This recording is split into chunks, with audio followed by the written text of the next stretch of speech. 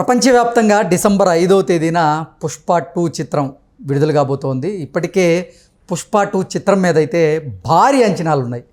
అయితే పుష్ప 2 చిత్రానికి ఆ యూనిట్కి మాత్రం ఒక సవాలు ఎదురవుతూ ఉంది. అదేంటంటే ఇప్పుడు వైసీపీ పార్టీ ఈ పుష్ప 2 చిత్రాన్ని ఓన్ చేసుకుంటూ ఉంది. అంబటి రాంబాబు ఈ పుష్ప 2 చిత్రం గురించి కూడా కొన్ని ఆసక్తికరమైనటువంటి వ్యాఖ్యలు చేశారు.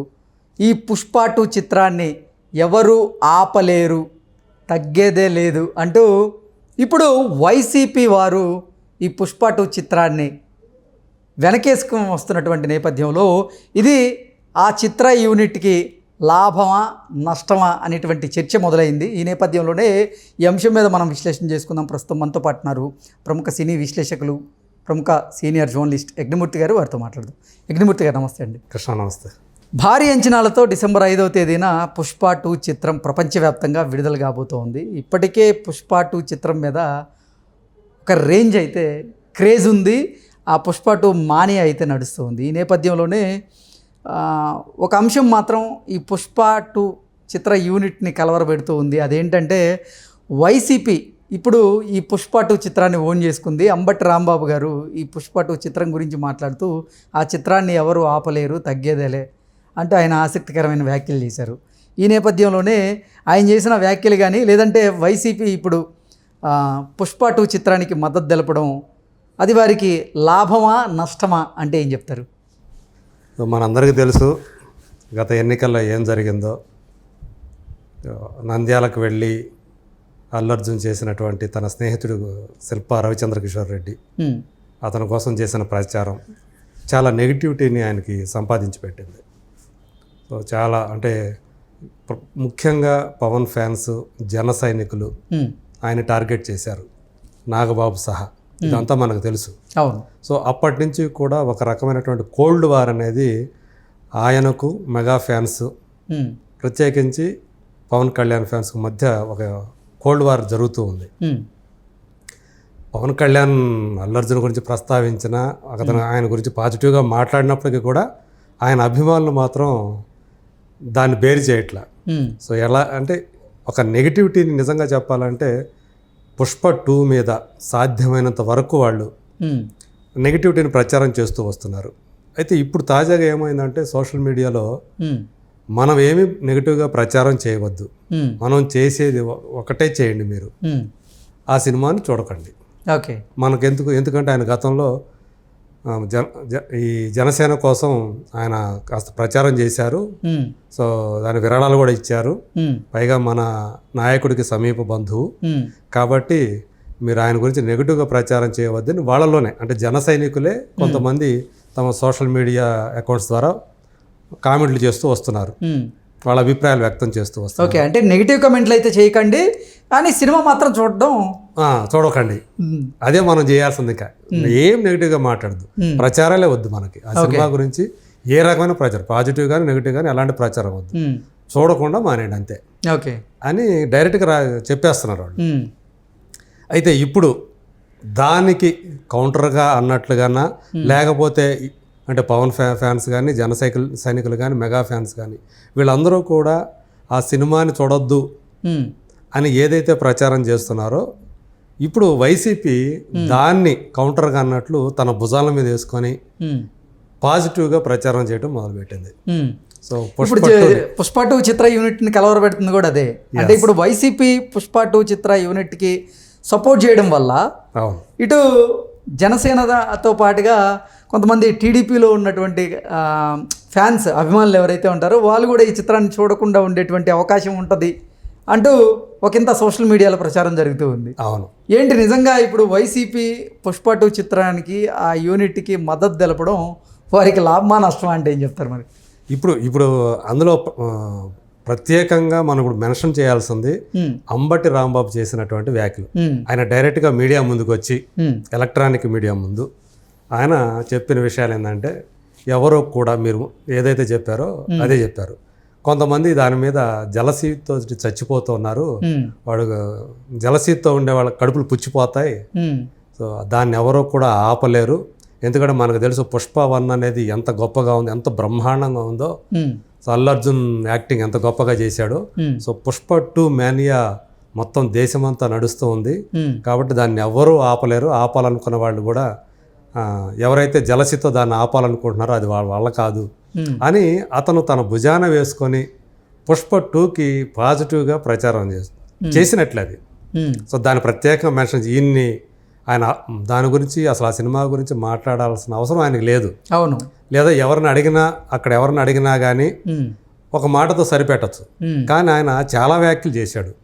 పుష్ప 1 గురించి చేశాడు, ఇప్పుడు పుష్ప 2 గురించి దాన్ని ఎవరు ఆపలేరు, కొంతమంది జలసీతో చచ్చిపోతున్నారు, వాడు కడుపులు పుచ్చిపోతాయి అని మాటలు కూడా మాట్లాడాడు. సో ఇవన్నీ చూస్తే ఇప్పుడు దాని మీద ఆటోమేటిక్గా మెగా ఫ్యాన్స్, పవన్ ఫ్యాన్స్ వీళ్ళందరూ కూడా విరుచుకుపడుతూ ఉన్నారు. అయితే ఇది నిజంగా ఈ రాజకీయాల వల్ల, ఈ రాజకీయ నాయకుల వల్ల, ఈ రాజకీయ వ్యాఖ్యల వల్ల ఇక్కడ సినిమా దెబ్బతింటుంది కదా. ఎస్, దీనివల్ల ఏమవుతుంది మనకు తెలుసు. ఆంధ్రప్రదేశ్లో వాతావరణం ఎలా ఉందో మనకు తెలుసు. ఒక పార్టీ అంటే వైసీపీ భుజాలు వేసుకుందాన్ని యువతలో ఉన్నటువంటి కూటమి ఏదైతే ఉందో వాళ్ళు వ్యతిరేకిస్తారు. వాళ్ళు భుజాన్ని వేసుకుంటే వైసీపీ వాళ్ళు వ్యతిరేకిస్తారని మనకు తెలుసు.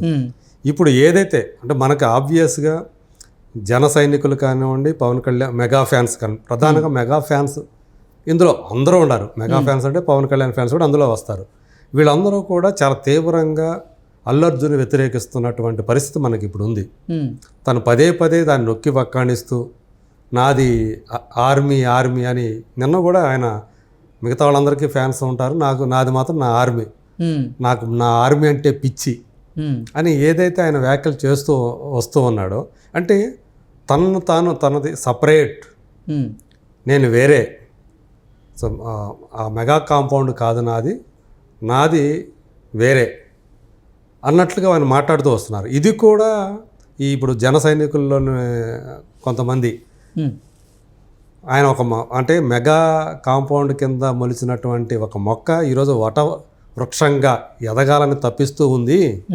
సరే ఆయన పోనివ్వండి, మనకెందుకు, అతను దారిని పోతే అతనే పోతాడు అని అక్కడ కూడా నెగిటివ్గా వాళ్ళు మాట్లాడుతూ ఉన్నారు. సో ఇప్పుడు ఈ అంబటి రాంబాబు వ్యాఖ్యల వల్ల ఈ సినిమాకి ఖచ్చితంగా ఆ మేరకు, ఎందుకంటే మిగతా వాళ్ళు వైసీపీ భుజాన వేసుకుంది కాబట్టి, ఇవాళ కూటమిదే అక్కడ రాజ్యం కాబట్టి ఖచ్చితంగా దానికి ఆ ప్రభావం ఖచ్చితంగా ఉంటుంది. వైసీపీ మీద వేసుకుందంటే అవతల సంబంధించినటువంటి ఏ వర్గాలు కానివ్వండి, పార్టీలు కానివ్వండి, వాళ్ళందరూ కూడా దాన్ని వ్యతిరేకించే పరిస్థితి ఉంటుంది. కాబట్టి ఇది ఈ పుష్ప 2 చిత్రానికి వైసీపీ మద్దతు ఇవ్వడానికి కారణం ఏంటి? అంటే చిత్ర యూనిట్ ఏమన్నా వైసీపీ వారిని కానీ లేదంటే పలానా వ్యక్తుల్ని ఎవరినైనా అడిగిందా? వీళ్ళు ఇప్పుడు ఎందుకు వచ్చి మద్దతు ఇవ్వాల్సిన పరిస్థితి వచ్చింది? మనకి మొదటి నుంచి ఏదైతే వార్ నడుస్తూ ఉందో ఆ వార్లో అంటే వీళ్ళకి మనకు తెలుసు, వైసీపీ వాళ్ళకి పవన్ కళ్యాణ్ ఎంత ప్రబల శత్రువుగా మారిపోయాడో మనకు తెలుసు గత కొంతకాలంగా. సో ఇప్పుడు ఆయనకు అంటే ఆయన మీన్స్ ఆయన అభిమానులకు, అంటే నిన్న మొన్నటి వరకు కేవలం జనసేనకు సంబంధించినటువంటి అభిమానులు మాత్రమే ఈ చిత్రాన్ని వ్యతిరేకిస్తూ వస్తూ ఉన్నారు. ఇప్పుడు వైసీపీ ఈ చిత్రానికి మద్దతు తెలపడం వల్ల కూటమి మొత్తం కూడా ఈ చిత్రాన్ని చూడకుండా ఉండేటువంటి పరిస్థితి అయితే వచ్చింది. ఆ పార్టీలకు సంబంధించిన కార్యకర్తలు వాళ్ళందరూ కూడా ఇప్పుడు చూద్దామన్న ఆలోచన ఉన్న వాళ్ళు కూడా ఈ వైసీపీ భుజాన వేసుకోవటం వల్ల ఇది మంద కాదు, ఇది వాళ్ళు ఓన్ చేసుకుంటున్నారు కాబట్టి ఇది మంద కాదు అని అనుకునే ప్రమాదం ఖచ్చితంగా ఉంటుంది. సో యాక్చువల్గా పుష్ప 1 కూడా ఆంధ్రప్రదేశ్లో సేఫ్ ప్రాజెక్ట్ కాదు. సో అక్కడ డిస్ట్రిబ్యూటర్స్ లాస్ అయిపోయారు. తెలంగాణలో లాభాలు వచ్చినాయి. హిందీ వర్షన్ అయితే రూపాయి పెడితే ₹4 లాభం వచ్చింది.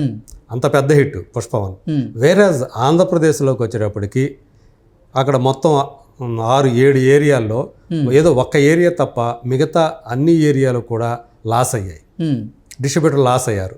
సో ఈ భయం ఒక పక్క వెంటాడుతూ ఉండగా ఇప్పుడు వైసీపీ భుజాన వేసుకోవటం వల్ల ఈ సినిమాని, సో మిగతా వాళ్ళందరూ కూడా అక్కడ ప్రధానమైనటువంటి కూటమి ఏదైతే ఉందో వాళ్ళదే కదా, కాబట్టి అధిక సంఖ్యాపరంగా వాళ్ళ బలం ఎక్కువ కాబట్టి ఇది ఖచ్చితంగా రేపొద్దున టిక్కెట్లు తెగటంలో దీని ప్రభావం ఖచ్చితంగా ఉంటుంది అనే భయం ఖచ్చితంగా ఇటువైపు అంటే అల్లు అర్జున్ సపోర్ట్ చేసే వర్గం వైపు ఖచ్చితంగా ఉంది.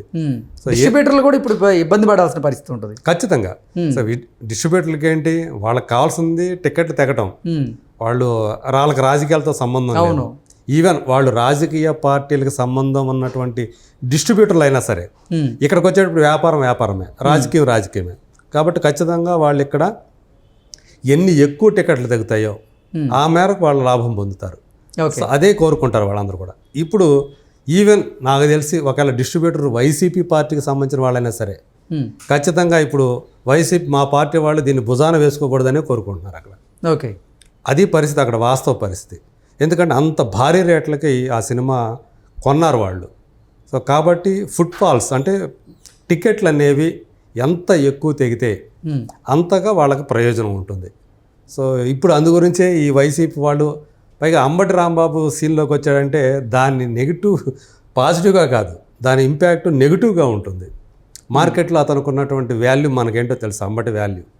సో అతను ఇప్పుడు ఏదైతే జలసీతో కడుపులు పుచ్చిపోతాయి అని చెప్పేసి ఏదో నోటికి వచ్చినట్టు మాట్లాడుతూ ఉంటే ఖచ్చితంగా దాన్ని సీరియస్గా తీసుకునేవాడు ఉంటారు. అవును, ఇతను ఎందుకు దీన్ని భుజాన వేసుకుంటున్నాడు, ఇతనికి ఏం అవసరం. పైగా అంబటి అంటే వ్యతిరేకించే వాళ్ళు ఎట్లా చాలామంది ఉన్నారు ఈరోజు.